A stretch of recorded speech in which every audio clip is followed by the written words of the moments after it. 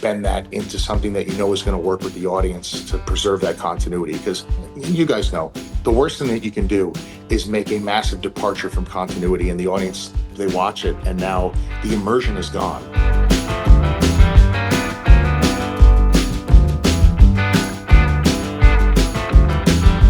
Your character development, did that mostly come from you, or how did you end up with Karrion Kross, and how did you become that character? It's 50-50, I'd say. So I had the character developed before I got to the company. And so, for lack of better words, I workshopped it independently all over the world. I knew people were enjoying it. I got a lot of feedback from fans doing meet and greets and stuff like that. You read things online. I knew people were enjoying it. So I decided to stay the course with it.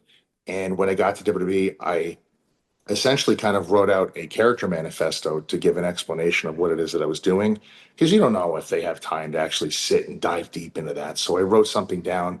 Hunter really liked it and ran with it. So I pretty much got to take what I did prior to getting there and translate it to PG, because obviously on the independents you can literally get away with murder. So I translated it towards their format and programming, and then it just becomes a process over the years of whatever creative gives you and trying your absolute best to fit this character archetype that you're playing into what they're giving you. When did Were, your were you? go ahead, Jerry? Go ahead.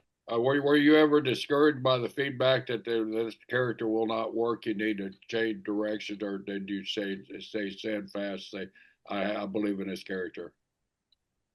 I never got any feedback that it wouldn't work, but there were many, many times where you work with different people. There's different people on the creative team. They have a different understanding or comprehension of what you're doing, which might not entirely be accurate.